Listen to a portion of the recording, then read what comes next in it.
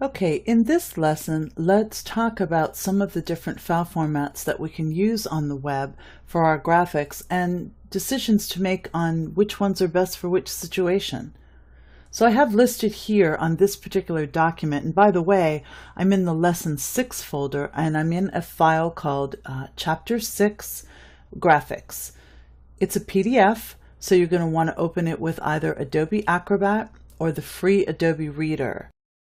So these are the three main types of images that we use on the web. We have JPEG, we have GIF, and we have PNG. So the JPEG, let's talk about that one first and some of the pluses and minuses of it. JPEG stands for Joint Photographic Experts Group. That's great information to have if you're ever at a Photoshop trivia party like I am. RGB is the color space that we're using. It has a possible 16.7 million colors, so you can get really rich color with a JPEG. It's a good choice for continuous tone images, and what we mean by that are images like photographs that have a lot of variations between colors. So gradients and just, so many different shades here as opposed to a flat, solid color. That's a continuous tone image. So photographs, gradients, and blends, it's perfect for that. No support for transparency in a JPEG and no support for animation. So it's perfect for photos that you want to have rich, full-bodied color. The next one is a GIF or GIF. I call it a GIF.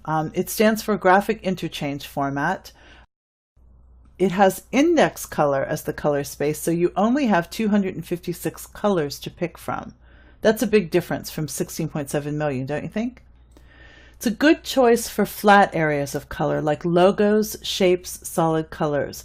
It's not a good choice for continuous tone, again, because you're only getting 256 possible colors.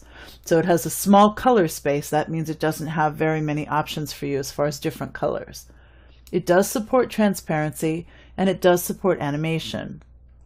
If you remember the early days on the web, when we had things like beating hearts and little men running across the bottom of the page, those are animated GIFs. They're not used much anymore these days, but that's what those are.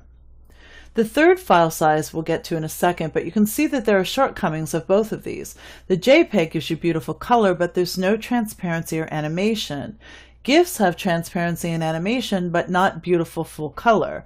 So that's where PNG comes in, where it has the best of both worlds. A PNG stands for Portable Network Graphic. It is an RGB color space, so it has a possible 16.7 million colors. It is a good choice for continuous tone images, but you can also use it for flat areas of color, but it's really best for continuous tone. It does support transparency, so if you have masked part of your images in Photoshop, you'll be able to get that nice transparency, and it does support animation.